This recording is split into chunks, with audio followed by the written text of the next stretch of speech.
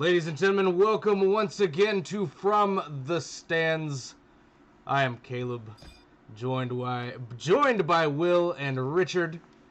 Dick, Yeah, whatever we no want to call intro him. this week. Yeah, no intro. guess We have a lot to cover, so we were figured sick we'd of save it. the 8-bit. Our God is an awesome God. It wasn't until after that was created, by the way, as someone on like the production team.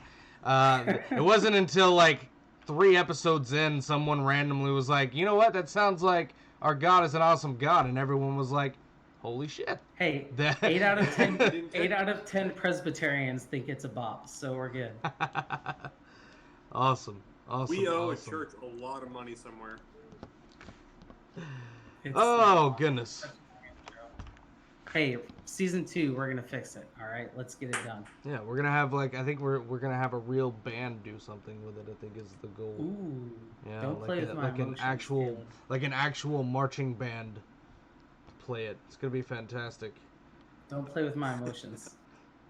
Indeed. All right, guys. Before we get this thing kicked off, because this might be the only time we're able to mention it with how much stuff we have to go over today, make sure you guys are following us on our social media platforms. All right, we've got the Twitter, we've got the Facebook, we've got the YouTube and the Twitch, all up there on your screen for you.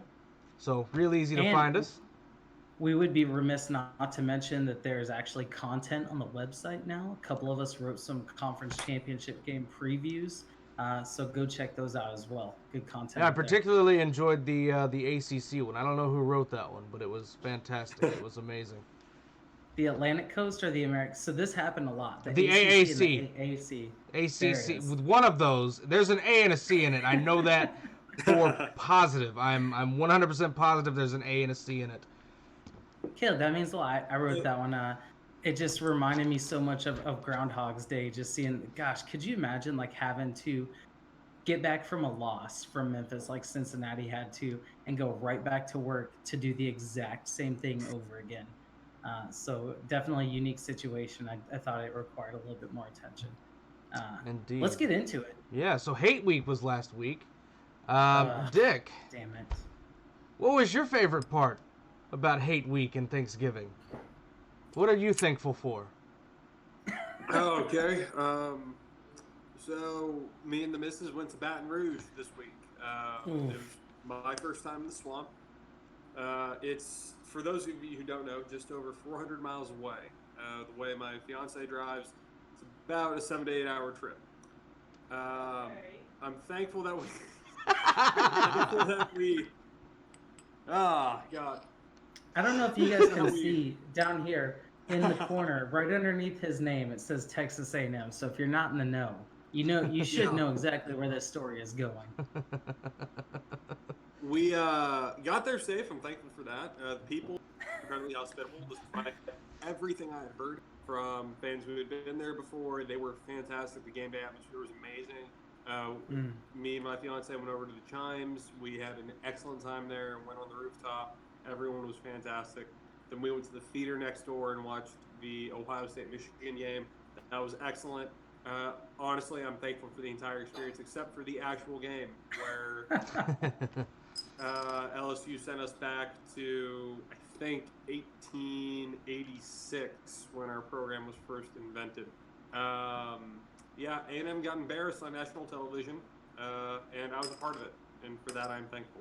So, I happen to live in live in Louisiana. I'm from Oklahoma, but I live in Louisiana. And so I got all of your favorite memes, if you'd like me to share with you. It just, whenever you're feeling down, just to perk you back up. I've got tons of LSU memes. One in particular that I thoroughly enjoyed was, it was like the scores of certain games. It was like, Clemson beat you by 7. Some other team beat you by like 4. Some other team by, I think, 2 maybe. And then it was like Louisiana, hold my beer, beat you by 50. Yeah. Can we move on? All right. Yeah. Do we gotta keep punching this guy while he's down? He had a rough week, all right? Sure. There's, speaking of Oklahoma, there's, I don't know if you guys knew this, but Oklahoma, the land rush happened in the year 1886, and or was it 87? I don't remember. But either way, I can tell you this: the Bedlam all-time win-loss record now matches the year that the state was land rushed. 18-87. If you're looking at it from Oklahoma State's perspective, of course. If you're looking at it from Oklahoma's perspective, it's 86-18. Yeah, the Oklahoma Sooners, because land run cheaters doesn't fit on the front of a jersey. Let's move along. What was your favorite part of Thanksgiving there, Will?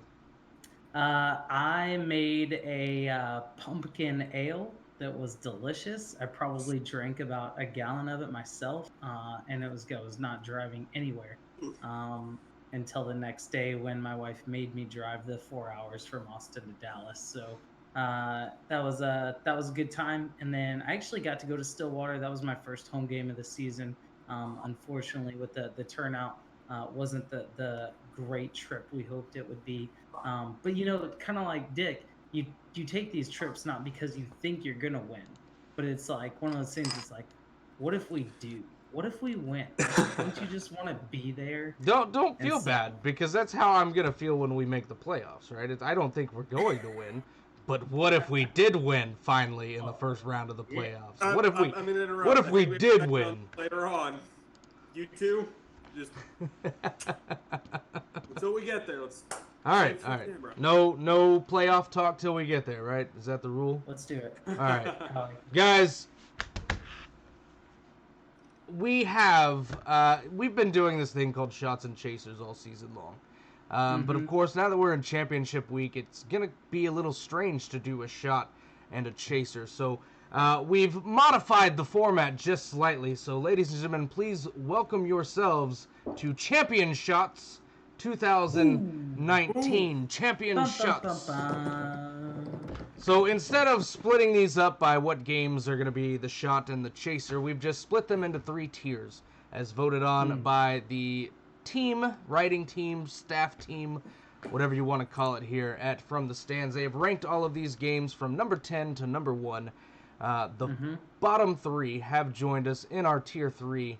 Starting out at number 10 with Conference USA's championship, UAB versus FAU, who, from what I understand, the rumor mill is saying no longer has a head coach. Yeah, I just saw this right before we went on the air. There's some rumors out there on the Twitter that say that Lane Kiffin is all but official that he's going to be the Ole Miss next head coach. So it'll be interesting to see. I think it was the Reddit CFB Twitter account got fooled by a fake Missouri tweet earlier in the week. And so it'll be interesting to see if this is for real. And I think by the time people watching this will probably know a little bit more. But as of right now, the rumor out there is that Lane Kiffin is headed up to Ole Miss down to Oxford to make it happen. That'll be really interesting to see what happens there. But at the end of the day, he still has this game. He still has an opportunity to win a conference championship, right? And so you can't take that away from him. But what a cool story UAB is. What was it, like 4 or 5 years ago? They canceled the program and they shut it down, essentially giving themselves the death penalty. Yeah. But unlike SMU, here they are a couple years later, and they're back playing for a conference championship game. So it's hard not to root for them. But you have to also appreciate what Lane Kiffin has done there at Florida Atlantic, the Owls. And so, I don't know. I think this will be an interesting game, but obviously when you put it up against the slate of the others, it just doesn't stack up. There's just not as much on the line in this one. Who cares? The winner of this game probably goes and plays like the Quick Lane Bowl in Detroit or something. No, they'll be traveling here to Shreveport to play in our little bowl. even worse. So, it is. They could get shot on the way here. Exactly. But they have casinos, so win some, you lose some. So be interesting to see what happens with this one. I'll probably check in on the score with this, but definitely, what's the time slot that it's in? It's 1:30. 1:30. Yeah, looking at the other games that we have at that time slot, I highly doubt that I tune over to it unless it goes into like overtime or something crazy where you just watch it to be a fan. Yeah. Now, go ahead. Sorry. To be quite honest, I had this as number 4 in my rankings here. Sorry if that kind of ruins the blind voting that we had going on. I don't know why we have this as number 10 so low. I mean, I'm not looking at this from the X's and O's standpoint. I know hardly anything about either team. I know that Lane Kiffin is the coach of FAU, and I know that A&M played UAB. And frankly, that's all I need. It just, for me, looking at this from kind of 1,000 feet in the air, knowing that Lane Kiffin is being tossed around for a couple of these coaching positions, whether that's legitimate or not, I have no idea. But I've heard rumors for Arkansas, Ole Miss. Some people have even said and again, this is a very small minority of the population, that if Clay Helton got fired, they might think about Lane Kiffin again at USC. I mean, just the fact that he's one of those coaches like, in my mind, John Gruden, who just gets tossed around every offseason. I want to know how he does here. I think a loss here may kind of do him in for some of these positions, especially in a Power 5 conference. But it's going to be really interesting to see if he can get a victory here and bring FAU to a conference championship in, I think, just 3 or 4 years of him being with that program. And UAB, I mean, obviously, that meteoric rise to success following their termination a couple of years ago, that's notable. But also, I'm looking at this, the American Athletic Conference is looking to expand. I shouldn't say expand, replace. Because UConn's going independent. They need another member in order to fill what they have. They can't have 2 divisions that are uneven. So UAB is one of those schools that's been tossed around because they're getting a new stadium, because they're so close in vicinity to the University of Alabama. They're an excellent football state. And, I mean, if they've gotten a following this quick, who's to say that they can't move up from what most consider to be kind of a bottom-tier Group of 5 school to the thing that's right beneath a Power 5 conference, which is the AAC. If UAB can get a championship here, I mean, honestly, I think they're a shoo-in. They're in a great market. They have an excellent following around the team. They've done a whole lot for the city of Birmingham. I don't know why the American Conference would think about taking. Dick clearly did his homework on Conference USA. Pick a winner for us on this one. Yeah. I feel I could trust you plebs to do the same. Well, I'm going to pick UAB just because I think that the program's fired up. It's coming back from that, that historic moment of being shut down and then brought back to life. And I think they're fired up. And I think the FAU players have heard these rumors about Lane Kiffin leaving. And I think it's going to get a little under their skin. And they're going to be a little preoccupied thinking about their futures instead of thinking about the game. Not all of them, but I think it's definitely something that may be a distraction in the game prep and in the locker room with Lane Kiffin and the Ole Miss rumors. So I'm going to give this one to UAB also because they've already won the logo battle. 100% have won that logo battle, but we'll move on here to the ACC. Yeah, Clemson and Virginia. Yeah, so this one I think in the minds of a lot of people is almost a foregone conclusion. Everyone, Clemson is like a 25-point favorite or something ridiculous in this game. And I think what it boils down to, I think we as a show have generally been Team Bryce Perkins, but I just don't know if he has enough to be able to boost Virginia to be able to get it done in this game. This is one of those games where it would legitimately, a pick six and a kickoff return for a touchdown and some crazy penalties and like a weird fumble. Like it would just take a string of really weird scenarios that keeps Clemson from scoring and just puts points on the board for Virginia to even make this. And you look at the probability of that, it just doesn't seem likely, right? Yeah. Like I think this is one of those things that everyone kind of thinks Clemson is going to win, which is almost what makes you want to say, man, like Virginia did win. Like who would really be surprised? I really want Virginia to win. Like I really do. I just do. We all do. This is the first domino in Max Chaos scenario. It is. Because you have to believe that a 12-1 Clemson does not get in the play regardless. They just don't have the strength of schedule. They haven't proven that they deserve it. as opposed to what a lot of people are saying about Ohio State or LSU, where if they lose, they could still potentially be in the. Yeah. I just don't see And that not only scenario that, happening here, Clemson. a very close game with North Carolina does not go in their favor. I mean, True. at all. Yeah.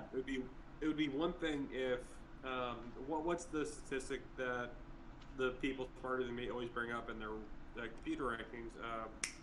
2014 FSU. They blew out mediocre teams in the ACC every single week, and the BCS favored that because even though they were playing a poor strength of schedule, they showed out against it consistently. Yeah. I think beating UNC by 1 point, losing to Virginia, they'd be out. But that's not going to happen. I mean, this I had ranked, I think, second to last in my rankings. I mean, it's, to me, a foregone conclusion. I think the reason Clemson has been playing close is because Dabo Swinney has been rotating in not only the second and third stringers, fourth stringers if he has them. He's been going through all 100 kids on the roster every game to make sure they feel like they're included. I mean, they're playing down the competition on purpose. This is one of those games that if you could ever call a conference championship game a trap game, this would be the time where you would equally be surprised at Clemson winning by 30 and Virginia winning by 5. You just felt, yeah, okay, no, that kind of makes sense. Like they're actually playing a good team. Okay, I'm fine with this. So it'll be interesting to see the result. I don't know if anybody actually wants to watch the game unless it does end up really close. Like, no, I'll check the score, and if like Virginia's up by a touchdown, I'll probably be like, let me tune into that for a few minutes and see what's up. But I agree with you. Definitely some chaos has to happen, and just some weird, strange. Like there's got to be some strange going on. Like players are gonna have to be sick, or quarterback, or major player injury. God forbid. Like we don't want to advocate that, but something's got to happen to make. Like, Virginia just doesn't have the skill to flat out play Clemson 1-1, right? No. They're going to have outside help of some kind. Some sort of act of God or some really, really clutch plays that just happen to go their way to pull off a victory. But are we all in agreement, though, that if Clemson wins, they're 100% in, and if they lose, they're 100%? Oh, yeah. I still don't. Okay. I think they should be on the respectability of going 13-0. I don't think they deserve it based on their schedule. I think that it's really weird because I think that they could beat Oklahoma or Baylor or Utah. But I also think that they basically just got to walk into it. So I feel like they're on the field. Accomplishments haven't earned it, but their on the field ability has earned it, if that makes sense. They are a good team. They just haven't had to play anyone to get there. So it's kind of like a free season for Clemson. I hope that makes sense. I'm not saying they don't deserve to be in it. I'm just saying I wish they would have had to have earned it like everyone else did. For sure. I mean, I think 13-0, you earn it no matter what, unless we're talking about UCF a couple years ago. I mean, I think you mean national champion UCF? Yeah, returning national champion Clemson. I think 13-0, undefeated, guaranteed spot. Honestly, the top 3, you could say the same thing, but I digress. Okay, moving on. What do we have here? The MAC. Get a little MACtion there on ESPN. I can't see the screen there. What time is this game? This one is on ESPN2 at noon. Yeah, and the winner gets the ultimate prize of going to the Birmingham Bowl. Ooh. That's kind of sad. I kind of wish we could see some of these G5 schools get, especially the champions, get a little bit better matchups. But it is unfortunate. I would love to see the G5 champion play like a Florida or Iowa State or an Oregon or a Penn State or someone like that, someone like just below the top tier, just to kind of give them an opportunity to see where they match up. But Central Michigan, Miami, Ohio. Ben Roethlisberger's alma mater. It's about the only thing I know about Miami, Ohio, the Red Hawks. do you guys have anything really for this game? Well, I do know that Central Michigan's coach, I can't remember his name offhand. I know he's been rumored for a couple different Power 5 coaching positions. And I see Caleb's falling prey to some of the technical difficulties I had earlier. God, we need to get her in season 2. Anyway, I know that Central Michigan's coach has been rumored for a couple different high-profile coaching jobs. I mean, from what I've heard, he's done at that franchise. I'm going to be honest, I don't really follow the action too closely. Yeah. This is going to be a really interesting game for the same reason FAU UAB is. Sure. I will never forget Central Michigan for that crazy win against Oklahoma State a few years ago, where just ridiculous call at the end ended up giving them an untimed down, and they scored a touchdown and won. The Red Hawks all the way. And I think we can kind of move on from it. Awesome. I had Dick, why don't you tell the good people where they can find us on social media? Oh, well, we're going to be really. We you sorry, summer child. Difficulties on my end. Hey, getting that taken care of. And if you hear any rustling at all during my stream, please know it's totally unintentional. And why don't you bring him on screen? That's all right. I just had my my daughter kittens. run into my room. So. Yeah, we got this little guy from parking lot, and he's made our lives hell for the last couple weeks. Oh, well, you're a good human being, but that doesn't forgive your poor quality. Hey, update on Utah, Oregon. Oregon just scored again on a 45-yard pass. About to be up 17-0 on Utah. Let's go Chaos. Well, hold on. Let's hope they don't get up to 28-3. All right. That wouldn't be good for us. Let's go into our Tier 2 games while we're talking about conference championship. Is that what we're going to do? Go ahead and go into our Tier 2 games? Yep. All right, here they are. We've got our Tier 2 games up on the screen. All right, leading off here. This one is sitting at number 7 on our list. Ohio State, Wisconsin. I rated this one particularly low because I'm just not a fan of rematches in general. There are a few exceptions, but gosh, Ohio State just completely destroyed Wisconsin in their first matchup. And I don't see much of a difference between the Ohio State that played them then and the one that played them now. If anything, they're a better team. I just don't see this game being very competitive. And I think Ohio State's going to roll here and walk their way into the playoff. I mean, Wisconsin's what the Raptors were before they got Kyrie last year. Or not Kyrie, sorry, Kawhi last year. They always get to the championship, kind of that next step before actually hitting success, and they always find a way to lose. I understand Ohio State is the boogeyman of the Big Ten, but Wisconsin has played against them so many times in this exact game.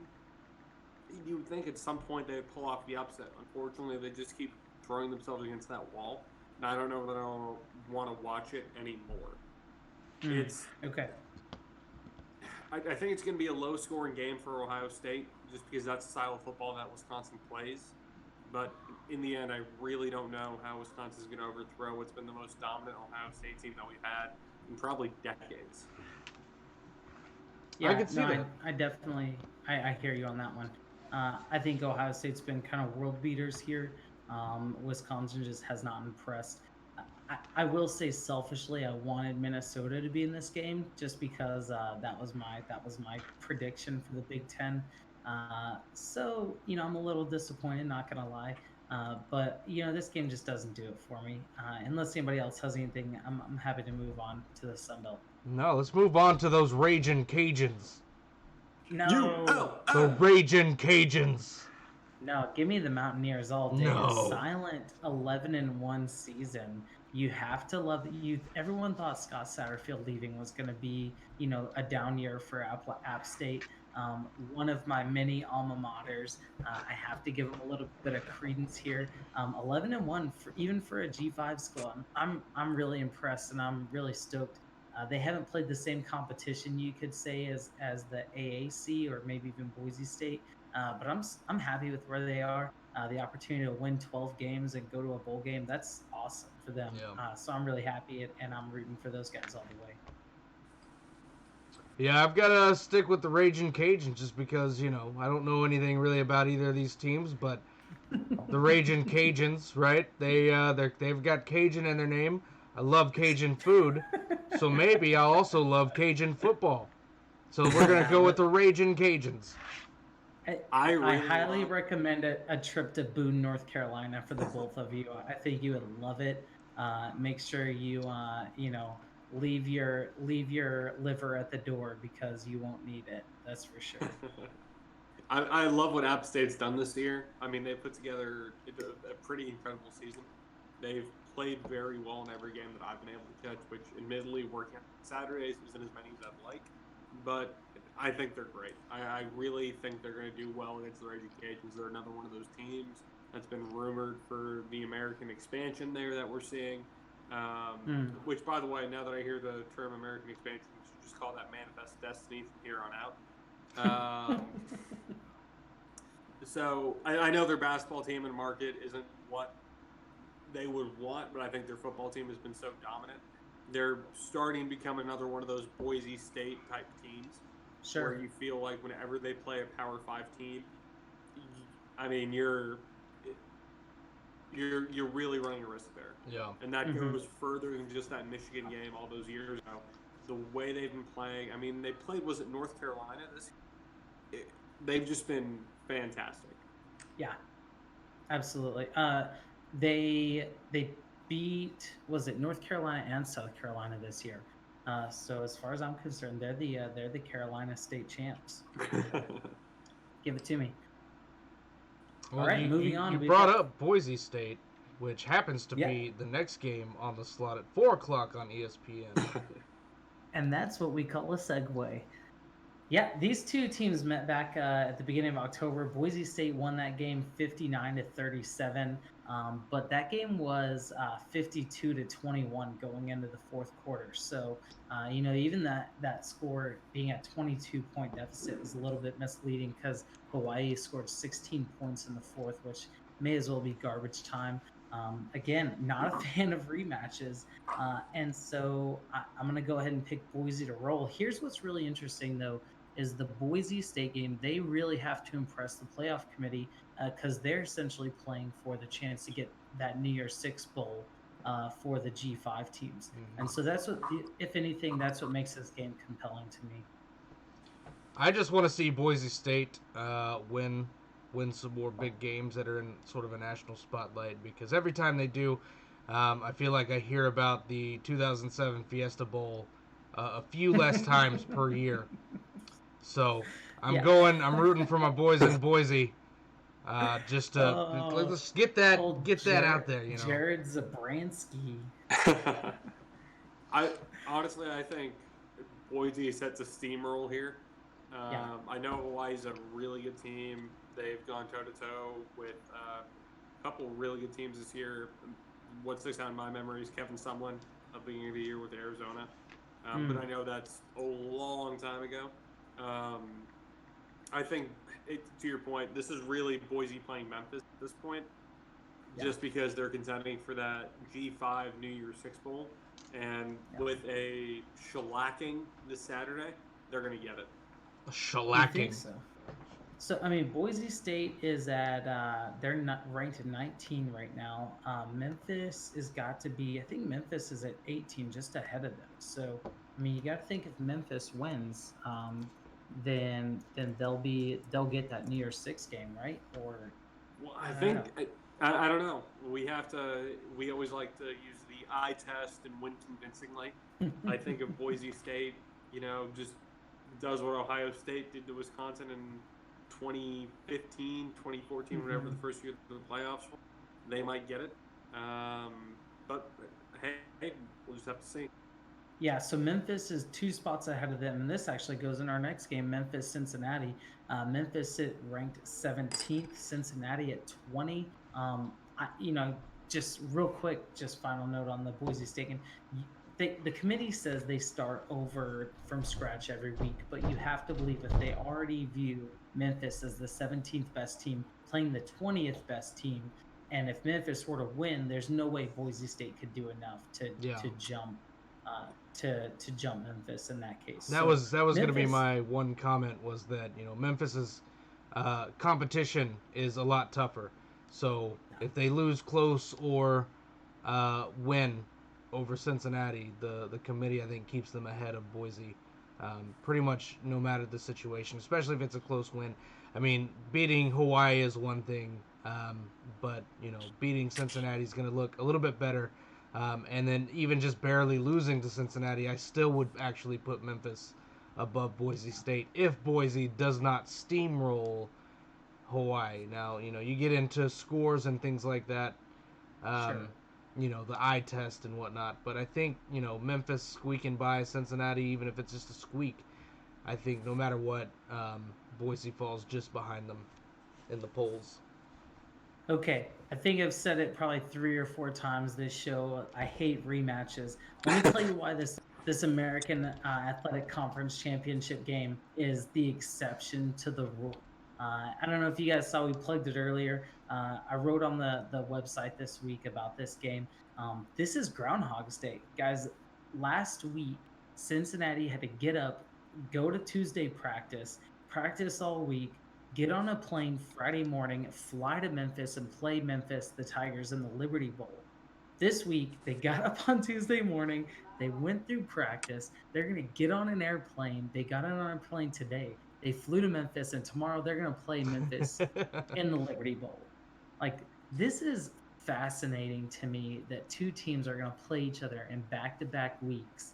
And just to see what they've learned or how the game plans are different, I think Cincinnati knew coming into this game coming into the last game, that they were probably going to face this team again. So, what if they completely threw out a game plan that is nothing like what they really wanted, and they were saving it for this game? Like, there's so many things here that are just completely fascinating for me. So I think this is my crack one open and enjoy it game of the week. I'm really excited about this one, and this is probably the one game that I'm just going to sit back on the couch and enjoy the entire time it's on. To your point, you got to wonder if they're doing some of that stuff from, Rocky 2, where he's going to switch to Southpaw halfway through. I mean, I really do feel for Cincinnati. The majority of that game film was probably spent watching their game with Memphis earlier in the week. I expect the same for the Tigers. I mean, who knows what wrinkles they're going to throw out. Obviously, they didn't lose the game on purpose. We have to think that they looked at what they saw and what they did wrong, and they're trying to correct it. These are really 2 of perennially the best teams in the group of 5. This is something I said way back in some of our first shows. If you watch it, when we were talking about UCF, I felt like Memphis and Cincinnati have sticking power where some other teams in the American don't. I think this is going to be a good game. It's as good a game as we're going to find. Really among the top 5 of these rankings for the championship games. So, absolutely, let's have at it. Yeah, I definitely agree. I'm excited for this one. This is gonna be a case study for sure, especially being so close. It's gonna be a case study on adjustments, right? Because the 2 teams literally played 7 days ago, and so it's gonna be really cool to kind of sit there and watch it and just kind of look at the adjustments that get made. I mean, sometimes you come out from a halftime with good adjustments. Sure. So it's going to be an interesting case study for sure, but I don't really have any other comments other than I really wish Memphis would get a new logo. I really don't like it. What if your halftime was 7 days long? Right? What would you do? I also want to mention, just briefly, this could have also happened, or could potentially happen in the Big 12 because of the way we do our scheduling. So if Oklahoma State had won just 2 extra additional games this year, it could have been OSU. This is what we're gonna do. We're gonna fight tonight about. No. I'm legitimately saying, or we'll change it around. If Kansas could have won any game this year, if Kansas, you could see Kansas Baylor 2 weeks in a row. I mean, Oklahoma State had the better shot. I didn't mean to take that shot at you. It's just the reality of the situation. If OSU I will say, was number 2, then you would see OU. You would get double bedlam back to back, and I don't think the state of Oklahoma could handle that. Which, well, I think was it may have been last year. I think last year that was the scenario. Yeah. Or maybe it was 2 years ago where it had Oklahoma State won Bedlam, we would have faced off in the conference championship game. Interestingly enough, they've moved Bedlam to early October next year. Which is absolute a crock. It is absolutely a crock, and it shouldn't be the case, and I don't like it. Because now, who are we supposed to play on rivalry week? Because we play Texas in October, and now we play Oklahoma State in October. I think it's Kansas State that you guys have last game of the Kansas season. State? So does that mean you guys play Kansas now? Who? I'm sorry, we're not Texas. We don't lose to Kansas. Oh.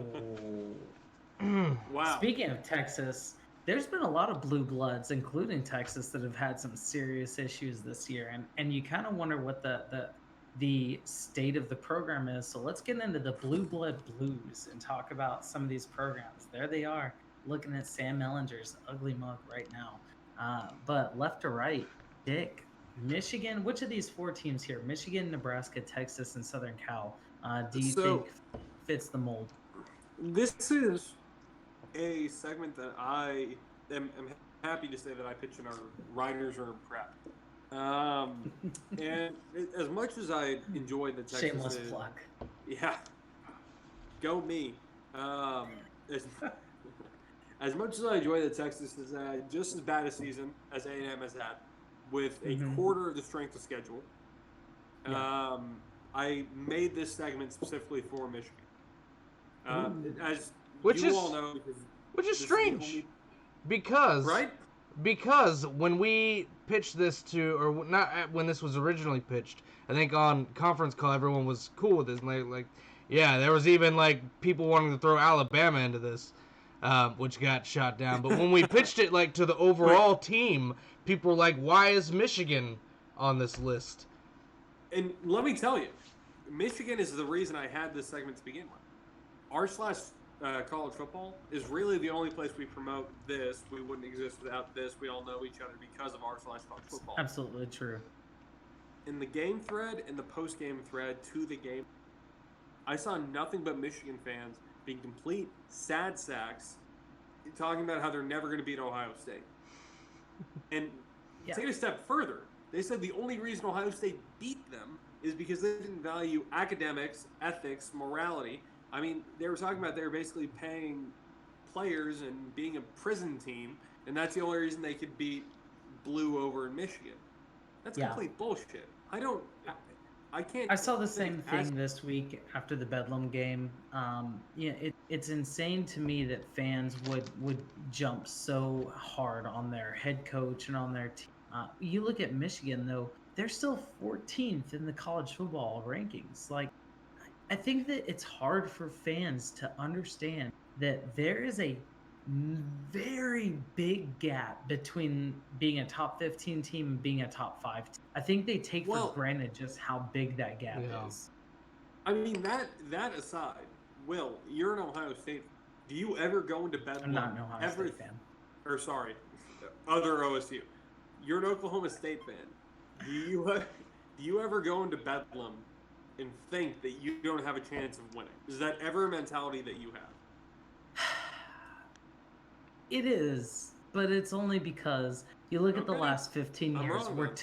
We're 2-13, and I think I'm realistic enough to know that we are not the better team. But I will always watch. I will always go. I will always cheer, because you just never know. You do never know, and it's frustrating as we close out the 2010 decade. We have 2 wins over OU. And it's really easy to see just how frustrating that is and just how much it's easy to be mad at Gundy. But look at this. There's only one other coach in the nation that have had more wins over OU in that time. Do either of you know who that is? Nick Saban. Art Briles. Huh? Ooh. Can we say his name? Yeah. So, I don't think this is necessarily an Oklahoma State problem or a Mike Gundy problem. I think this indicates how good OU has been in this decade, which is frustrating because this is easily the best decade of football Oklahoma State has ever had. And we're not even sniffing the level that OU. Yeah. Well, From that perspective, I think we Oklahoma State fans share a lot, commiserate a lot with Michigan fans. And so as much as I want to say that they have a point, I know where they're coming from, and so I don't think the world is as on fire as a lot of them would. maybe it's because I'm an Aggie, and our program has come so far in the last 20, 30 years. We went from being clearly in the same position as Oklahoma State, and Mhm. not really Michigan, but Oklahoma State. We'll call it New Mexico State. A lot of these other land grant schools behind Yeah. their flagship universities, and we've gotten closer. I'm not going to say that we've gotten to them. We've certainly gotten closer. And in my lifetime, it's certainly been a lot of a more competitive game between the University of Texas and A&M. Mhm. And to me, we always have an equal opportunity to win, regardless of what the record is going into it. That doesn't matter. We have an equal opportunity to beat Texas in every single year. And to me, Sure. it's frankly kind of disgusting as a college football fan, as a competitor, to look at Michigan fans and hear them say that they're never going to beat Ohio State and that's okay, and Yeah. they're fine with being 11-1 every year. I'm not fine with it by any means. I don't think, but I see where it's coming from. Like, you should never be fine with losing to your. And so I think that's kind of the problem that Texas has. I mean, you look at Texas and what they don't win against OU either. And I feel like Texas has unrealistic expectations of the team they should be in. Yeah. Well, do we want to do Nebraska or do we want to go straight to Texas? Really quick. I'll say But you real can quick you can about put two and Nebraska. two together because they both had rivalries with Oklahoma. We're just gonna talk about Oklahoma the whole show, I guess, because just Okay, Sooner. somehow it got Real through quick. there. You got to say okay, Boomer. I like that one so much better. I will say this about Nebraska real quick though. It's Nebraska is not a top team anymore because Nebraska as a brand has not aged in the same Yeah. way that Florida as a brand or Ohio State as a brand or Alabama has a brand has aged. Nebraska to me still feels like an 80s, 90s football brand. Yeah. And so I think it's still going to take Scott Frost a lot of time to get people, especially young recruits, excited about that brand to get them to come to Lincoln, Nebraska, of all places, to play football. And so it's really tough for him. And I don't know if he's going to be able to do it. I think they should be happy if they, get 10 wins and maybe go to a Big Ten championship game. But I feel like that's about their ceiling at this. Which to be which quite is really honest, sad because Nebraska was a hell of a program, Hmm. from in the early days, and then it just seems like once they left the Big 12, Yeah. and it probably even slightly before leaving the Big 12, but definitely after they left the Big 12 and joined the Big, they just completely fell off the map of the Look at rankings and stuff. Colorado. which you wouldn't think joining the Western Division would be the case, but It's the same deal with Colorado. Colorado left the Big 12, and now they're sucking in the Pac-12. Even Texas A&M, they're sucking in the big SEC West. There's a big okay. difference. But so sorry We to don't take have that to name shot. names. But look at the Big 12. All right, the Missouri big- in the SEC is sucking in the Thank SEC. you. They're doing much worse than we Yes. are. They fired their coach. the old Big 12 North. If you look at Nebraska, Colorado, Missouri, those were three teams that were consistently vying for a conference championship because they were making it the conference championship game or at least being one game away. Now they're not even sniffing their conference championship. So, Yeah. I mean, revisionist history, you kind of wonder if they should have all. No, here's the thing: is Nebraska going to the Big Ten is one thing, and honestly, I think a lot of the trouble they've had goes back to poor coaching decisions. Yeah.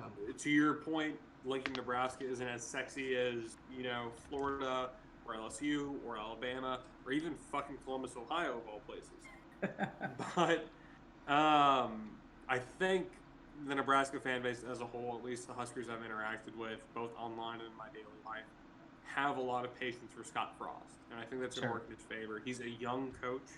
I think that he's got time to develop his players, get his style, get his, and I hate this term, culture put into place with the Huskers.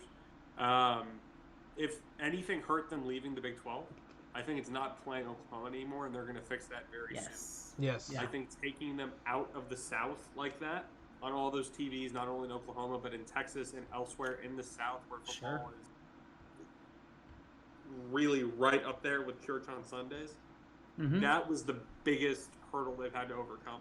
And that's going to get fixed very, very soon. That actually brings up breaking news: Oregon field goal 20-0. Wow. 4 minutes left in the second quarter. Oh, wow, Utah is getting stomped. Yeah, I haven't seen a game this lopsided since last Saturday.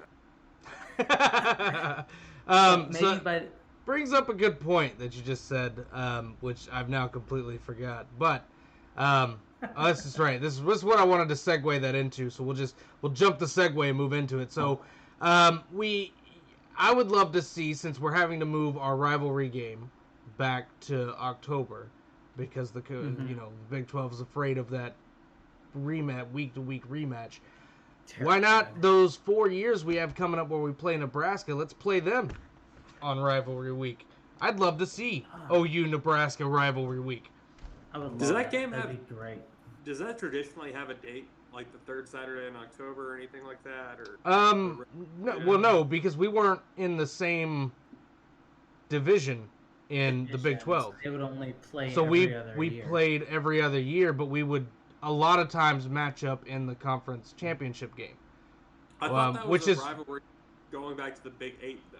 It was. Originally it was, but then whenever the Big 12 expanded to 12 teams and had they split us up. Divisions, they split them. Yeah. So for the last 20 years or so, we had been playing, at the end of the year and every other year is cross divisional. So yeah. Let's move on to USC and Texas, I suppose. Texas's problem is the expectation is too high, and I think I think someone like Tom Herman coming in, who was a hot young coach, had a fresh attitude, could bring a fresh take to Texas, got in there, and I think that the boosters and the old school Texas guys that are still in charge in the state and in the school are actually holding him back from his full and total potential, and that if they would just get the hell out of the way, I think they would do a lot better. Now, I also think Tom Herman has some skeletons he needs to deal with, as well. But I think if he were allowed to run the program the way he wants to run the program, it would give them a little bit more of an edge. Personally. Well, he's got the opportunity because they just demoted their offensive coordinator to quarterbacks coach, and they fired their defensive coordinator. So if that's the thing, that Tom Herman isn't running the program the way, he's got the perfect opportunity right now to make two incredible hires and get some guys in there that are going to run the type of program off on the field that he wants. So I think this really is this is a do or die moment. I think he gets next season. If next season doesn't go well, don't be surprised to see another Texas coach on the hot seat. I think he gets 2 more years before he's fired.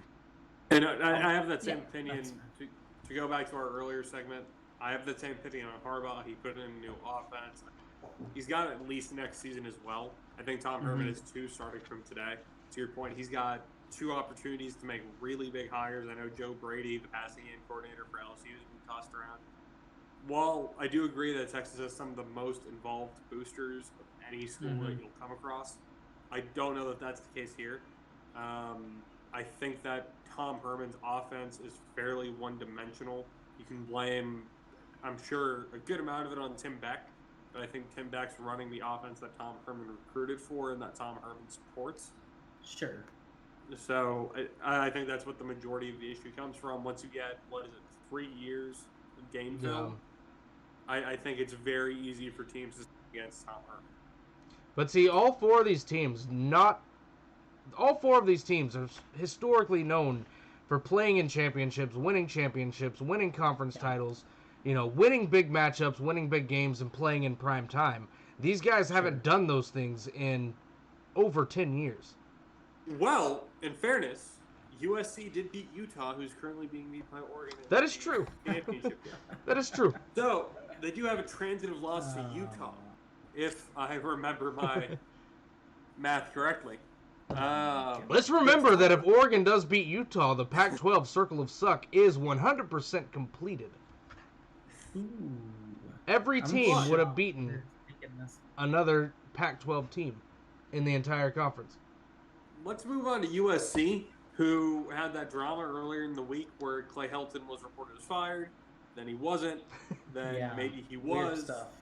Then maybe the tweet influenced the university's decision to double back because they didn't want to make it look like Sports Illustrated was dictating what they should do. USC isn't quite at rock bottom. They're getting closer by the day. Clay Helton is someone that I think needs to go, but it's a really bad time to be a Trojan fan with how ineptly this program seems to be being run. Yeah. It seems like the department's willing to give him another year. Clay Helton just hasn't been that guy. He hasn't been like a Chip Kelly at Oregon or an Urban Meyer at Florida or Ohio State or a Nick Saban. He just hasn't been that guy that embodies the program and feels like the one to be the dynasty's type coach. Conversely, he hasn't been a Chip Kelly at UCLA either. He hasn't done so terrible. That's the only thing keeping him around, Exactly.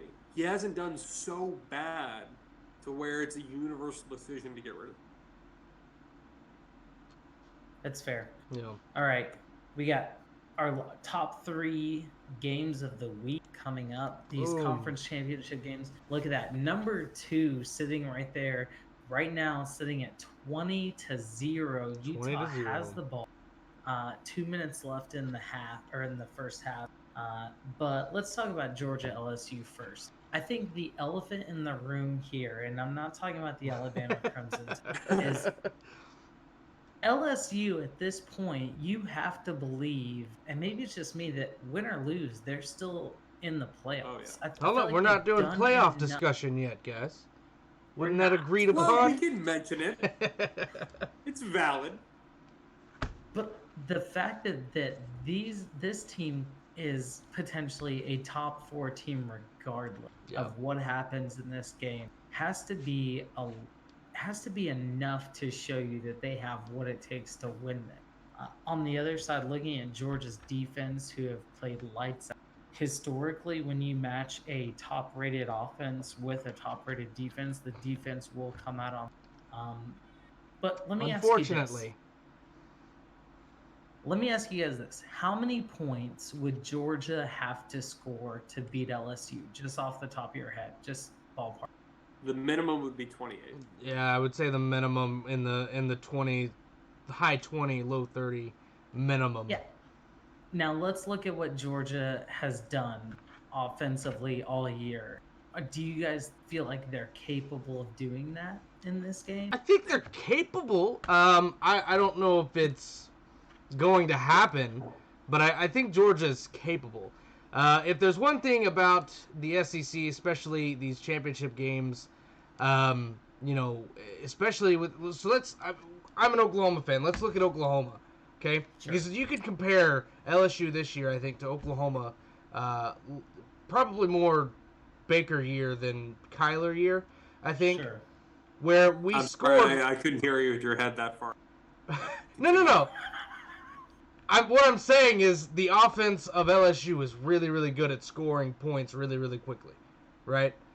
That was OU's whole thing for the Baker years and the Kyler years. But our defense just was trash. Broadcast is almost unbearable. Our defense was trash, and when we played teams that had good defenses, we could still score, but those 2 or 3 stops and the fact that we couldn't stop them, they scored just as much as we did.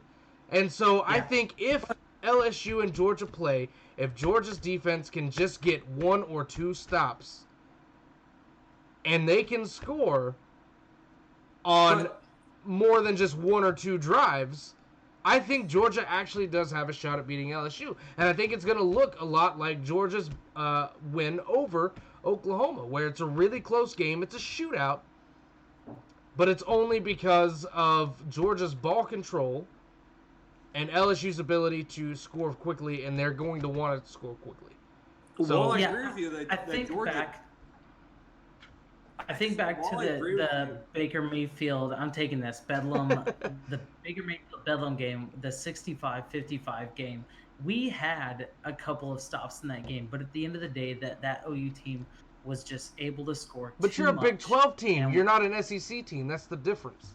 But to use your analogy, even though Oklahoma State got the stops, got the turnovers, scored the points, I think LSU is just too much for Georgia, and Georgia's just not going to be able to keep up offensively. Georgia does have a chance, but when we're looking at it, LSU are not 11 scrubs out there on the field. LSU's defense is bad in comparison to themselves in past years. Yeah, that's the issue. That's a great point. LSU's defense is bad for LSU, which traditionally is one of the top defenses in the country. I'm sure if you were to look at it, what do we have, 130 FBS teams? I'm sure they would be in the top third of defenses, if not the top 50%. You know what I mean? It's ridiculous to me. Georgia does have a chance because Georgia is one of those teams where they're chippy.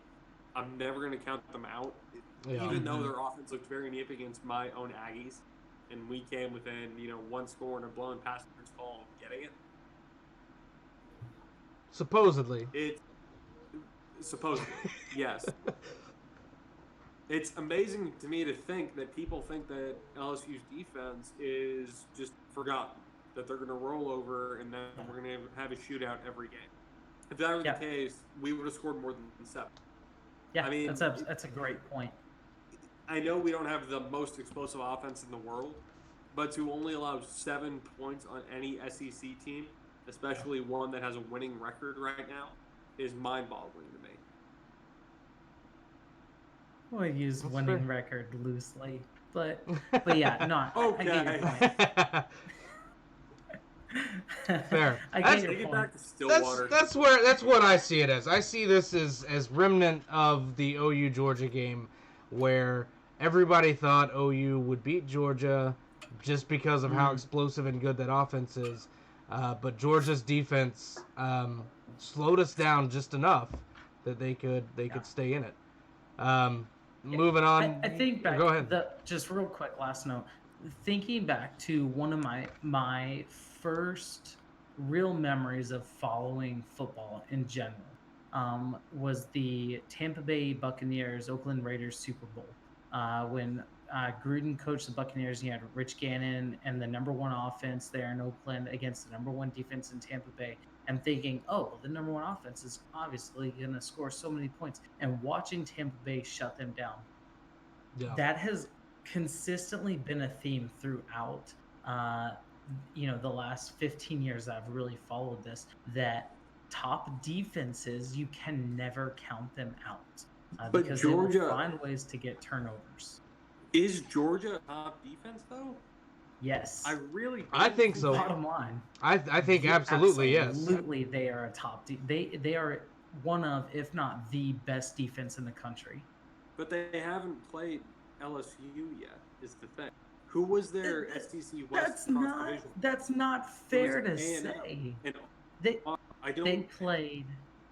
Let's look at their schedule. So obviously they played Florida. Florida. Who is the elite offense that they've played?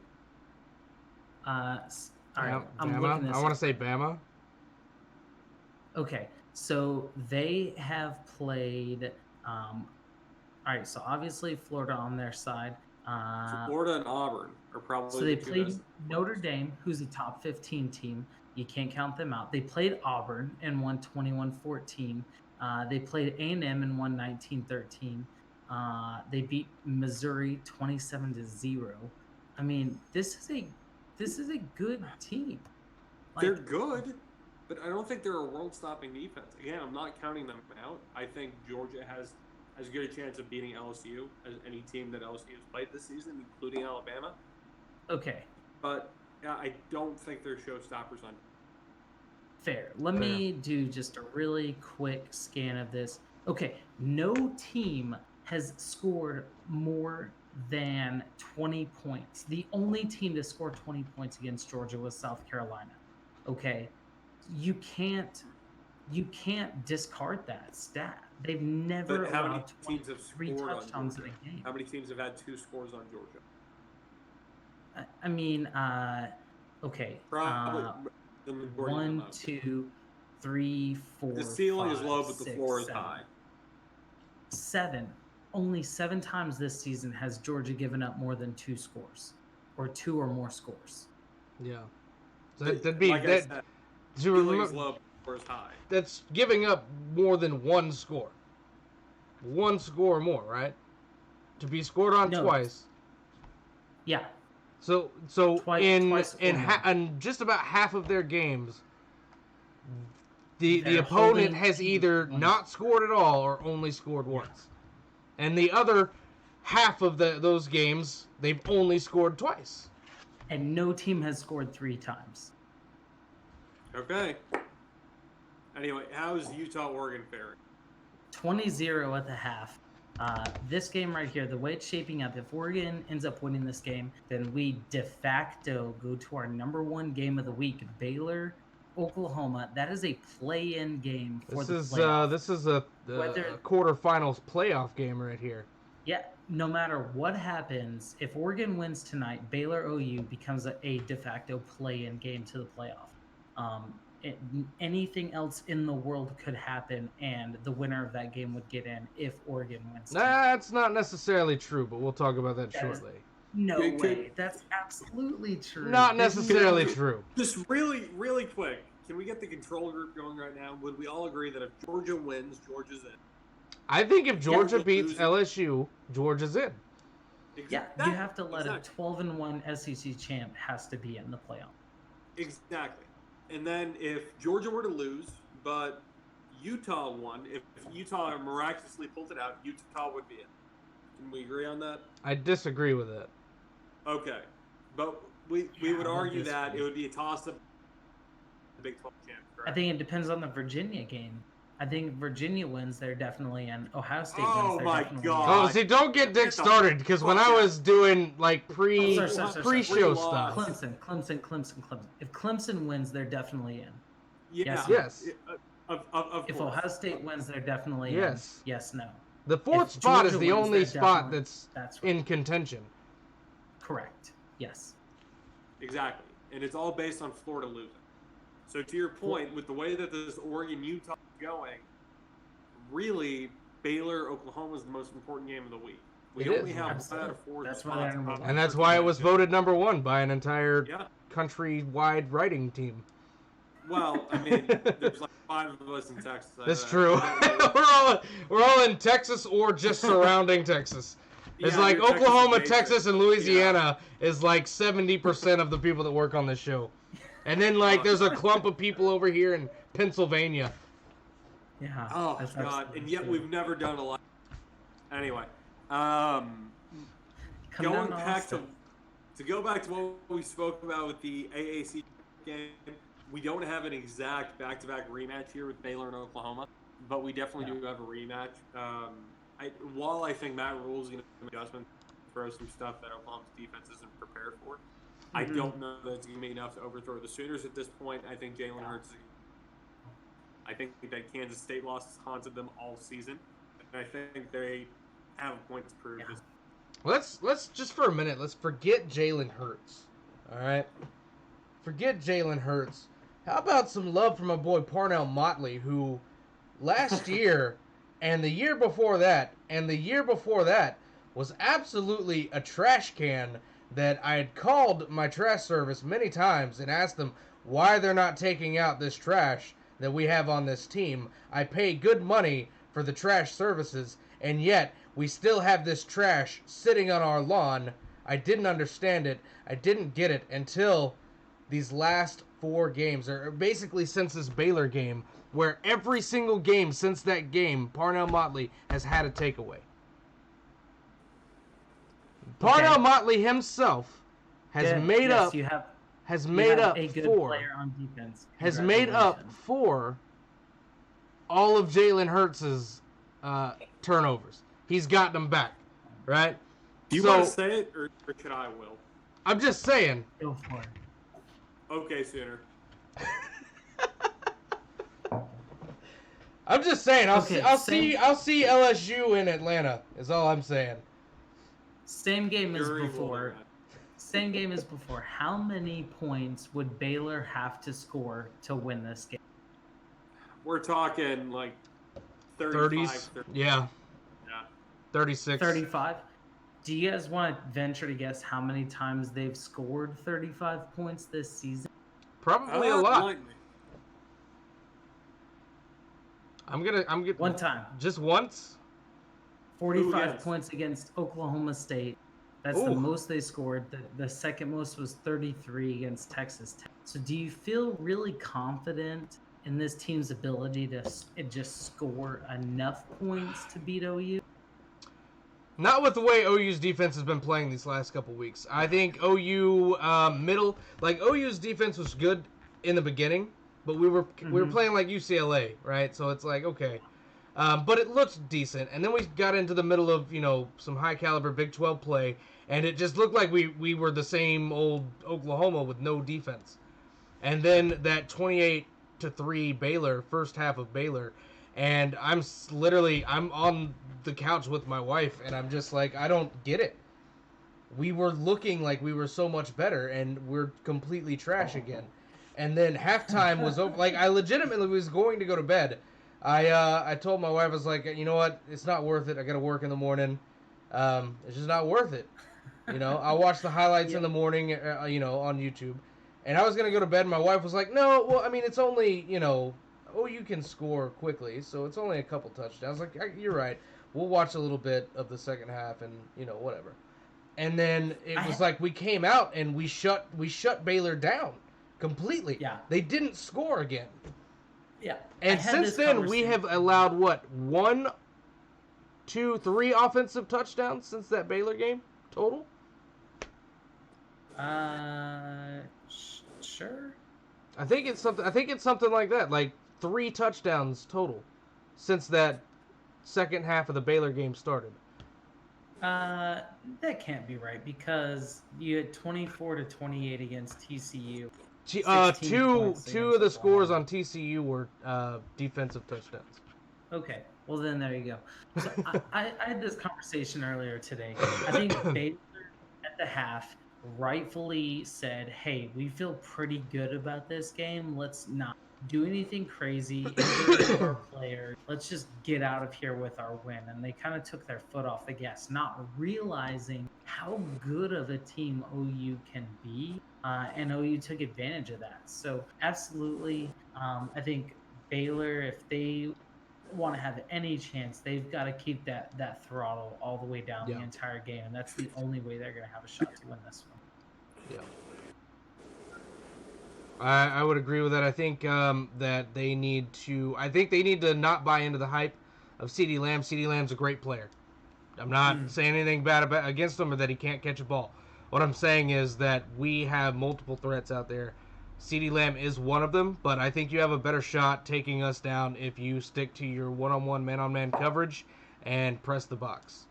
Right? That's my opinion on it. Don't try and double team CD. You're just gonna open more. You're just gonna open something else up down the field. So let your back team handle the backside and stack your box. And keep a spy on Jalen. That's how you beat Oklahoma, in my opinion. Spy on Jalen, one-on-one coverage in the backfield, stack the box. Dick, as an AM fan, could you care any less about this game? We left y'all to rot in your pygmy conference 7 years ago, so that's kind of where I'm at here. Yeah, I did see a bowl projection that has A&M and Oklahoma State playing in the Texas Bowl, and To be honest, that would be the best case scenario. I'd watch that game. I'd watch the fuck out of that game. I would go to that game. I wouldn't even care. And we'll get into this next week when we do our Army, Navy, and Bullet projection show. Yeah. There's a handful of teams that if A&M beats this year, in a bowl game, it's going to be success regardless of the 7-5 regular season. Right? Sure. Texas and OSU are definitely two of them. So I wouldn't be happy. That's where we got slated. Here's one thing I want to say. And this kind of goes back to the Blue Bloods discussion that we had. For Texas A&M is a much better team than their record indicates. Texas A&M may be 7-5, but I feel like Texas A&M should be like a 9-3 team right now. And I'm with you. And trust me, I'm the first person to point out our strength of schedule. But at some point, I'm tired of hearing it. We didn't have a great season. I don't hold against you precisely because of strength of schedule. But I think we have the capability next year to come out and make. Yeah, I think A&M. I mean, I'm not. At some point, I feel like we're making excuses. I'm not excusing your losses. I'm just saying you're a better team than your record indicates overall. Absolutely. You guys had one of, if not the toughest schedule in America. So. Yeah. And then as for the Blue Blood discussion, the Michigan discussion, I don't necessarily buy into that because I think that maybe they get a little too far into their own heads when they're talking about, we should fire our coach and we're never going to beat Ohio State and we're never going to do this. Oklahoma State, no matter what the record is, how many times we beat them, I'm always respectively afraid when Bedlam comes around. It doesn't matter that we won 90% of the games. It's not the point. And I don't mean that as a shot. Cautiously, encouraged. No, it really is. Every time we play Texas, every time we play Oklahoma State, I am legitimately afraid that we will lose those games. It doesn't matter if Texas is ranked 130. Yeah. I'm still afraid of Texas. And that's something I don't think people think about. And looking at it from the other side is that it doesn't matter how many times we've beaten you, we're still afraid of you. So remember that and tell your players that legitimately we are afraid of you every time we play. Oh, mercy. All right. Why don't you guys tell people where they can find us on social media? Well, I had our bullshit 6-year-old cat interrupt, or 6-week-old cat interrupted me. So on Facebook, you can find us at From the Stands Sports. On Twitter, we're going to be From the Stands US. There's some guys in England that took just straight up From the Stands, so we have to use US on the stupid soccer. On Twitch, you can find us at From the Stands, and on YouTube, we're C/From the Stands. Yeah, if you're watching this, obviously you know about the YouTube channel, so thank you so much for watching. Twitter's really where the action is on Saturdays, especially. Yes, and next year Twitch will be where the action will be live. I'm starting to do this stuff live. I'm absolutely gonna pitch it right now. NCAA 14 tournament Twitch stream. Let's go. Ooh, that would be fun. Except. I'm an adult and I don't have video game consoles. That's all right. You can have one of mine. Or mine. Dick. There are 4 Xboxes in this house right now.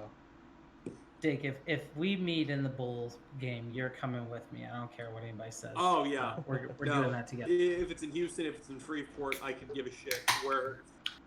We're making that road trip. Yeah. Is that who's projected to go to the Independence Bowl this year so far? I haven't really been keeping up with it. Iowa State, Kentucky, or some trash like that. Yeah, I was gonna say A&M was projected there with I want to say Iowa State in CBS, and then 2 weeks ago I saw A&M in the Texas Bowl. I mean, it's one of those. What do they call it?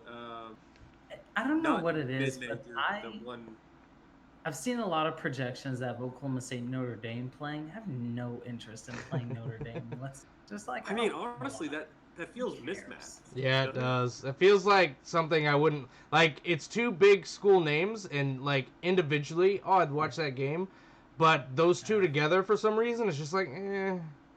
Yeah, like it's we're like mixing chocolate and pizza. toothpaste and orange juice. Yeah. There it is. Yeah. Yeah. All right. So what do we have coming up here? The last thing we've got to talk about is these maximum chaos things. Let's talk Oh, chaos. fuck. I forgot about these. Guys, Yes. chaos step Oh, 1 is God, I happening. made some hot takes. So, Oh, fuck. maximum chaos. We decided to play a little game. It's just for fun. It's nothing serious, guys. We're just having a little fun on the show. But maximum chaos round 1. Let's say that, and this is obviously impossible, but Utah beats Oregon by 17, or we'll move it up to 20. Utah beats Oregon 21-20, since Oregon's already at 20. That would make for an interesting game. Louisiana State beats Georgia 31-28. Oklahoma beats Baylor 47-42. But then we get this weird, chaos thing where Wisconsin somehow gets the jump on Ohio State 32-10. This is what I call minimum chaos. All right, so minimum chaos. One team, everything goes the way it's supposed to, but a little bit of chaos where, one of the favored teams loses. And it happens to be Ohio State. So we did a simulated ranking of the playoffs under this scenario. Our internal playoff committee. Yes, our internal playoff committee. And I think for round 1 we'll start with Dick's picks. Oh, Dick's picks. He's got number 1 LSU, number 2 Clemson, number 3 Ohio State, number 4 Utah. So even with Ohio State losing to Whiskey, he's got Ohio State sticking in there at number 3. Wow. Yeah. So in looking at this, what I evaluated was the quality, not of the win, but so OU's to me is much worse to Utah's loss to USC. USC at this point is a ranked team, even though we don't necessarily think of them as. So much closer game. Sure. In LA, or was it in LA, or was it I think it was in LA against. Than I saw with Oklahoma against Kansas. So to me, 1, 2, and 3 is complete shock. Even though Ohio State lost to Wisconsin, 2-loss team. They're going to be put in the top 10. They're going to move up a little bit. Yeah. But it doesn't make sense to me to drop Ohio State completely out of it. They've played the season. They've already beat Wisconsin once. You know what, Dick? I think I had something very similar. So go ahead and pull mine up if that's what's next, Caleb. Mine's next on this side. But then we'll get to yours very shortly. I actually did pretty much the same thing. I did the same thing, except I put Oklahoma in there over Utah. I'm sorry. You're undervaluing wins and overvaluing losses, in my opinion. I went the opposite route. I think Utah doesn't have a good signature win. I don't think number 13 Oregon's a big enough win for them to not be surpassed by Oklahoma beating Baylor.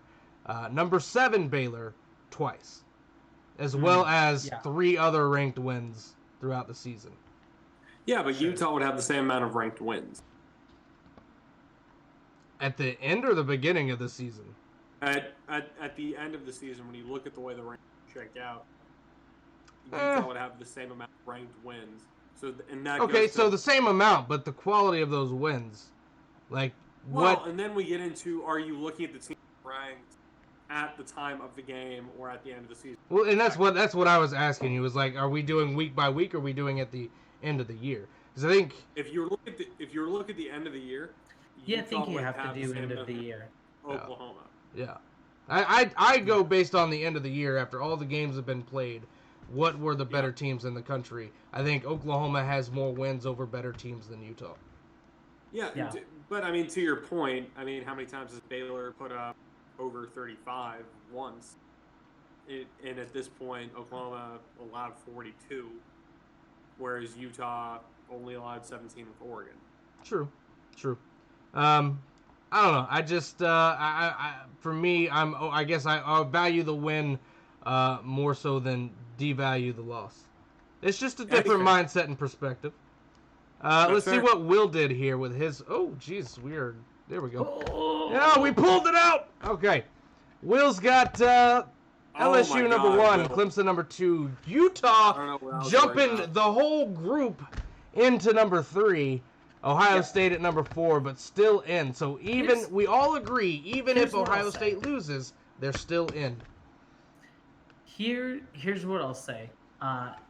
If looking at this, the first thing I thought about when I saw this lopsided win on Ohio State is Justin Fields must have been hurt. Yeah. And so I think you have to caveat this loss with, was there some catastrophic incident like Justin Fields getting out in the first quarter and leaving the game that is the reason why this game was so lopsided? And so you have to caveat this right here. If Justin Fields leaves the game and is injured and is clearly not coming back, then I think the committee historically has corrected for that, and they've punished teams that have lost players. Look at Alabama.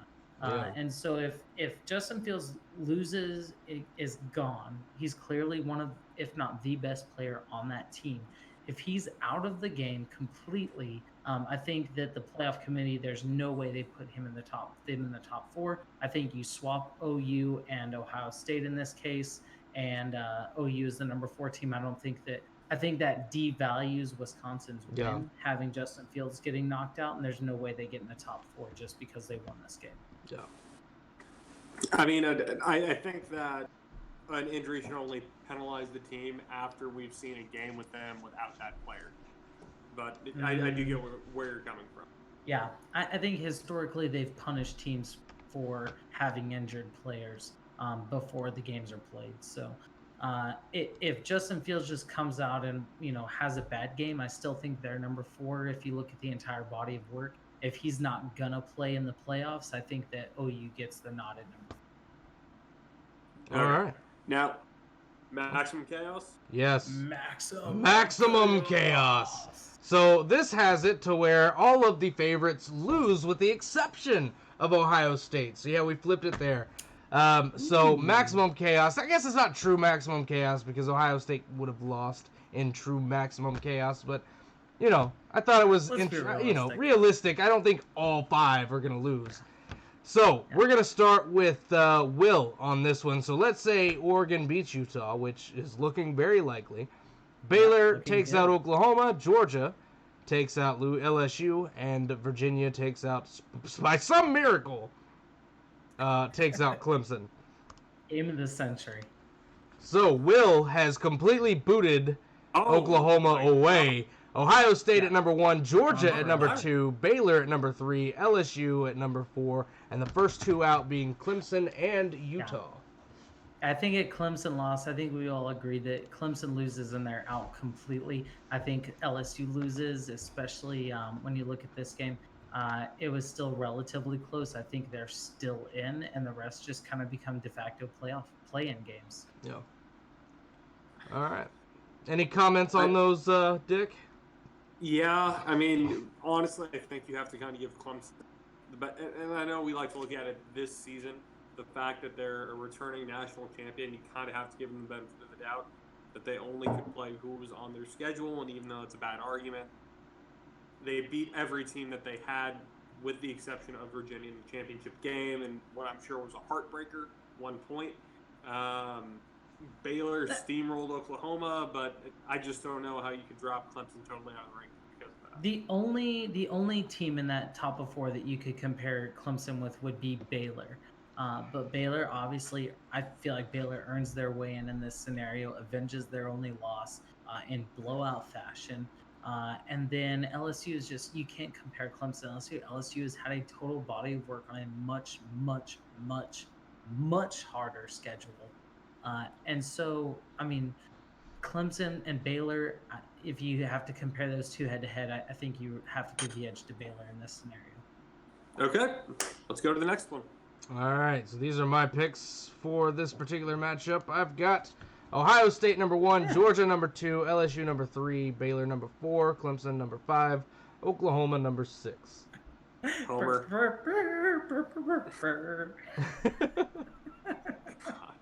I don't know how you'd have a 2-loss Oklahoma, especially one of those losses being Kansas State, over a 2-loss Utah when. Again, it's just a different mindset. I'm valuing the win over the loss. I still think the first Baylor win It was is better. a much closer loss that Utah had to Oregon. Well, I mean, you wanted to pull out the blown. You earlier mentioned the blown call that cost Texas A&M a game. I'd like to point out there was a blown call in that Kansas State game at the very end that cost us the game, actually costing us the game. But I don't think because our A&M player was should pushed rank into it that as ball. off a blown call. That's what you did earlier. I thought it was all fair game. No. I said that A&M had a blown call to Georgia, and that we came close to beating Georgia. I did not say that A&M should benefit in the ranking of a blown call. I'm not saying that Oklahoma benefits. I'm just matching your argument that a blown call helped cost us that Kansas State game. So it was a close game. It's not like we lost by 7. We lost by 1. So it's just I value the win, and this is we own our biases and whatnot, but it's actually, in all honesty, truthfulness, it's not a bias towards Oklahoma in that sense. I'm always going to value the win more so than devalue a loss. Okay. Yeah. Especially in close games. Now, if it was a blowout, I would not have Oklahoma on this list. They wouldn't even have been in the discussion if we had gotten blown out by Kansas State. I mean, guys, what's the score to of that Baylor-Oklahoma game? Can you read that out to me? 48-24. And is that not a blowout? It is a blowout. But it's not a blowout to Kansas State. It's a blowout to Baylor. Listen, you guys are arguing about OU being number 6. The last I checked, they're only selecting 4 for the playoffs. So True. it doesn't matter if you're 5, 6, or 20. You're not in Let's the see playoffs. what Dick did. Oh, Dick also put them at number 6. Dick, wait to invalidate the last 4 minutes of this show.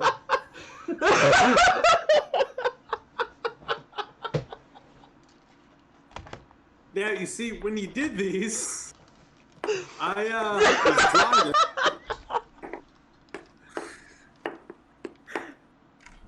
You just made we can erase that entire last segment. We're half an hour over our hour, and we just spent 4 minutes arguing about why Oklahoma is 6. Okay, go ahead, when Dick. When you look at the totality of Oklahoma's schedule, it's clear to me that they should be ranked above Utah. Go Big 12. Dick, you've got some explaining to do here. LSU loses to Georgia, and yet somehow they're number 2 and Georgia is number 4.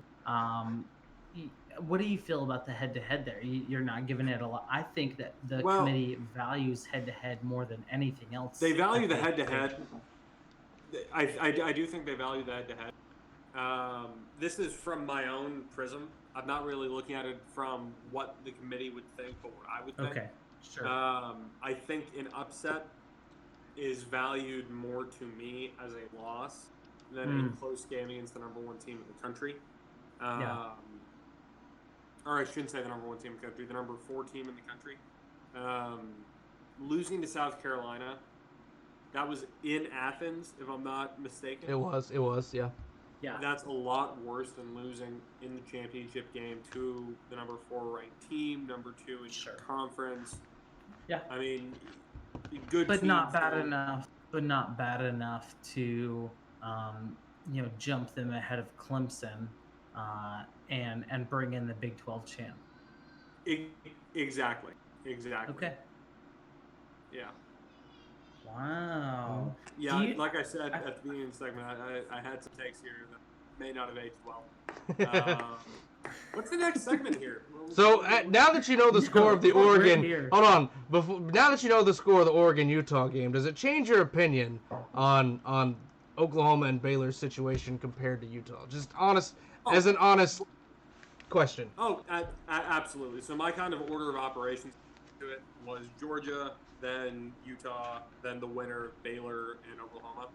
Knowing what the score is now, that Mhm. they've been shut out thus far in the game. The Big 12 game has surpassed Utah. Stop. Because you can't credit OU for coming back and having the great second half they had against Baylor and then say that you're going to penalize Utah for being shut out in the Well, he's first week not. of the We're season. talking about like No. right now. If the score were to be right, or the way If the Utah's score played so holds, far. yes, sure. Yes, Yeah. the way Utah has played so far leads me to believe they are not as good as I originally thought going into this game. And I don't think they have the capacity to come back at this point. And if they did, I might change my opinion a little bit. But as it sits currently, right now, I don't see a comeback happening. So regardless of the outcome for Utah, a convincing win by either Oklahoma or Baylor would surpass Utah with a win here. Yeah, I'm gonna, after we get done filming, I'm gonna watch the rest of this I am too. Utah game. Oh, wait. think I remember my exact thought for Oh my why Utah is not in the top 6 right now. I remembered it. Enlighten us, my friend. 2 Pac-12 losses are not as good as 2 Big 12 losses. Oh, okay. Yeah, I'll buy that. That's fair. Yeah. That's That fair. could have been your Pac-12 seconds. Way to waste that Yeah. little spot for us.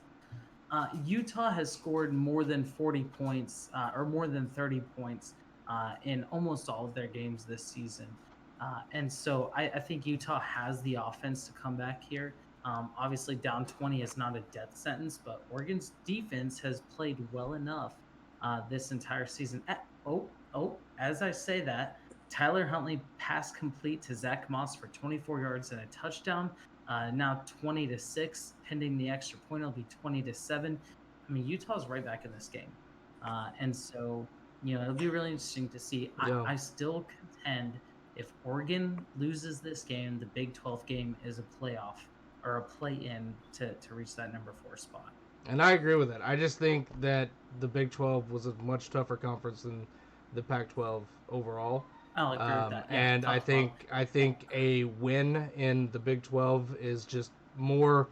It's more powerful than a win in the Pac-12, regardless of who the team is right now. Yeah, I think we have said it a number of times on this show. When you look at that middle tier of the Big 12, you literally can spin the wheel every week. I can't even tell you how many times I came on the show and said we spun the wheel, and this week X team was better. You had Texas, Oklahoma State, Kansas State, Iowa State, all finished 5-4, right there in the middle of the pack. And then obviously Oklahoma and Baylor at 8-1 in conference. But this is a strong conference, top to bottom. Tons of parity. Kansas only won one game, but they're Kansas, so whatever. But not only that, but Kansas played a lot better in some of those games. Now some games it looked like that's good old Kansas. But in some of those games, they had bright spots where it looked like, Les Miles is it got to me watching Kansas the few times I watched them this season. It looks like Les Miles is doing kind of some experimentation with his game planning with Kansas and trying to get different people in there to see what he's got. I think he knew, going in, season 1 is not going to be a season to contend. All right, let's see what we've got to work with. Let's push the expectation. Let's experiment with, our game plans. Let me see what exactly I've got so that when I get to that off season, that first season I'm here, I can recruit where I feel I need to focus the most on. I think next year you see a much better Kansas. I think you see a much, much better Kansas.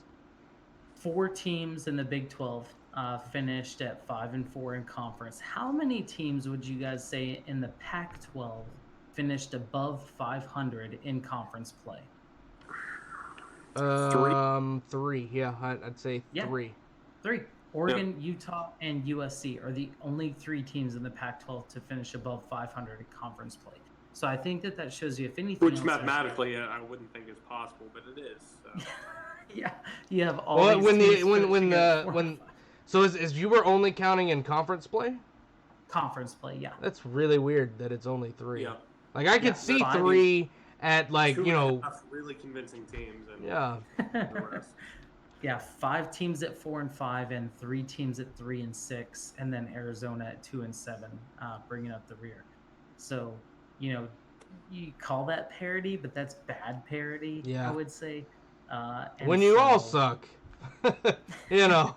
when everybody sucks, everybody sucks. But here we are having this Utah-Oklahoma argument.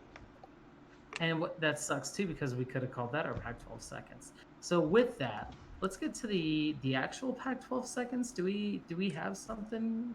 Who wants to take the Pac-12 seconds this week? I don't have anything for the Pac-12. I'm not gonna lie. Maybe we I don't just think most of America does either. maybe let's just give the Pac-12 seconds of silence, just for these guys, because if Oregon wins this game, their season is done, and the way it looks right now, I thought we were doing this in silence. Whoa! We're not there yet. You don't even have the graphic up. I didn't even pull the graphic. Hold on. Uno momento. Oh boy. Uno. Yeah. Momento. So if the Oregon score holds, obviously the Pac-12 is not getting in. Oregon has no chance of the playoff at this point. I think we can all agree. All right, there we go. That's all I got. Sting. Oh, this is good. We'll just replay last week's, and we can add Utah and Oregon in there to that one to complete the Pac-12 circle of suck. I like it. I do feel bad though, because I liked Oregon State. I really wanted to see them make a bowl game. I enjoyed my time there in Corvallis, especially since the students weren't in town. It was a nice little city. I'll say it was great. I went to the beer store, and there was plenty of parking and nobody in line. And I wanted to see them win. They finished at 5-7. They're not making bowls, so I do feel bad for those guys. But that's about the only nice thing I can say about the Pac-12. Cheers to that. Yeah. Hopefully next year, maybe we have someone on the show that knows something about the Pac-12, and we can spend more than 12 seconds talking about them. We do. I got a guy. We'll bring him in for the bowl games. Guy reached out to me this week, King Kai. He seems to be a pretty heavily influenced. I think he wrote the Pac-12 game championship game preview on the website. Plug for the website. Cool. But we'll see. We'll see what happens. Indeed. So I think that's gonna do it. That's everything we've got to talk about this week. We finally reached there. 1 hour and 40 minutes, ladies and gentlemen. 1 hour and 40 minutes is how long this whole thing took. RIP to that hour runtime, right? Yeah. We got Caleb on here monologuing. I hardly spoke this episode. I had no big stories. And it went longer than last week. It did go. I don't even know how. That's crazy. All right. Because we're having fun. Here's the one thing to look forward to after this weekend's games. There will be no more conversation. We'll have our 4 teams. We'll know who's going to the playoffs, and then we can just have some fun during bowl season. What do you guys say? Yeah. I'm ready for it. I'm ready for bowl season. Did you guys see, last note, did you guys see the Army and Navy both reveal their uniforms? I actually had a suggestion for that. Pretty fire. Yeah. I was thinking about that, and I think that on next week's episode, we should have the War of the Uniforms. Army versus Navy. Let's just go back and look at the history of these badass uniforms that they come out with every year. Spoiler alert, Army every year. No. That's I think Navy won this year, personally. I also think they won last year. That's a bad take. I love the uniforms this year. I love it. I love the distressing on the helmet, but the rest of that looks Well, yeah, I could do without the whole helmet thing, but the sleeve with the 3 stripes and then the anchor on this side, I love that. I love it. Well, we're killing content for next week, so let's okay, guys. All right, guys. From the stands, everybody. Thank you so much. First of all, if you made it this long with us, God bless you. Yeah. You have too much time on your hands, and you love college football much more than the 3 of us do, which is saying something. So thanks for sticking with us. Looking forward to a great slate of championship games. Enjoy it, and let's get ready for next week, where we have a lot more clarity. The bowl pictures are set. The playoff picture is set. And then we can really get into what matters, and that's crowning the champion. Perfect. Hey, y'all have a nice night. Later. See ya.